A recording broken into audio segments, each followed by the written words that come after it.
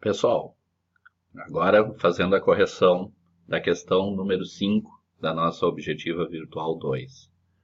A questão fala que Osterman propõe 3 passos baseados na epistemologia kuhniana para gerarmos uma possível mudança conceitual em nossos estudantes a respeito do conceito físico, dos conceitos físicos pré-concebidos. Esses passos, em ordem de abordagem do professor em sala de aula, podem ser entendidos com base na epistemologia de Thomas Kuhn como. Bom, a ideia, né, que é proposta por Osterman, se a gente for ver lá no capítulo 2 do nosso livro, ela fala sobre, basicamente, a gente vai fazer uma abordagem histórica com base nas crenças dos nossos alunos. Depois a gente discute e mostra alguns problemas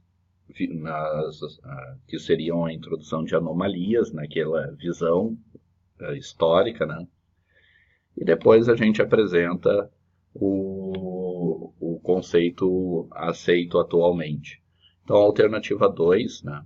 Se eu for comparar isso dentro da visão kuhniana, como no início a gente está mostrando a ideia as concepções dos alunos históricas, os conceitos ultrapassados seriam assim, isso seria uma ideia de paradigma científico. Então, a gente tem um paradigma científico e aí depois a gente começa a verificar historicamente, né, segundo a epistemologia de Thomas Kuhn, que esses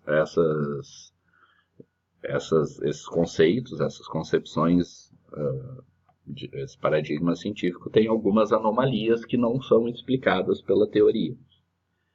E aí o paradigma entra em crise e com o tempo ocorre a revolução científica, né? Uma revolução onde um novo paradigma surge e toma conta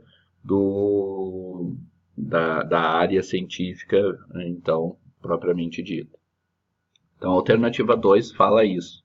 Que primeiro a gente mostra o paradigma científico vigente, reforço das concepções espontâneas, então a gente mostra aquela ideia histórica atualmente errada, né, para os nossos estudantes, para contar uma história da ciência também em sala de aula. Na segunda etapa a gente mostra que aquela concepção histórica tem algumas anomalias e a gente gera um desconforto nos estudantes, um desequilíbrio cognitivo. E no 3, então, a gente apresenta o novo paradigma científico, mostrando os conceitos mais atuais, propriamente ditos. Então, basicamente, é isso que a gente tem.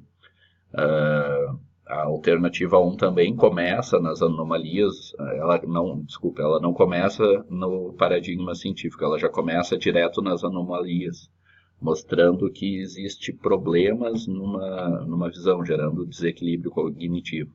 Então, basicamente, a gente tem eu não mostrei qual é a visão científica vigente anteriormente, entende? Para gerar esse desequilíbrio. A alternativa 3 começa pelo paradigma científico vigente, e aí a gente tem o reforço das concepções espontâneas, mas a gente não tem as anomalias, e também a teoria, a epistemologia de Thomas Kuhn, ela não fala em refutação experimental do paradigma vigente. Ela fala em a gente apresentar as anomalias do paradigma com base em observação de novos fenômenos físicos ou mesmo na experimentação. Mas não ocorre refutação. Quem fala em refutação dentro da epistemologia seria o Popper. Então a alternativa 3 está errada basicamente nisso. A alternativa 4, ela traz também, assim como a alternativa 1, ela começa nas anomalias do paradigma vigente. Então, eu não apresentei, né, o paradigma vigente, então eu já estou falando nas anomalias dele. Então, está errado também nesse sentido. Então, alternativa 5, a gente tem um período de ciência normal, que seria o reforço das concepções espontâneas. Pode estar correto, tá? Então, eu posso falar em paradigma vigente ou período de ciência normal, tá? Tá correto. Os dois são termos que o Kuhn apresenta. Só que a segunda etapa ali, que fala na refutação experimental do paradigma vigente. Então, na verdade, a gente não tem uma refutação experimental. A gente tem anomalias no paradigma vigente e isso vai gerar um desconforto cognitivo nos nossos estudantes. E daí, então, essa seria a discussão da questão 5. Pessoal, qualquer dúvida que ficar, perguntem no fórum de conclusão para a gente discutir abertamente ali entre todos. Eu também estou postando esses vídeos ali no fórum de conclusão para nós. E uma boa prova para vocês, tá? Façam ela com bastante tranquilidade. E é isso, tá? Abraços.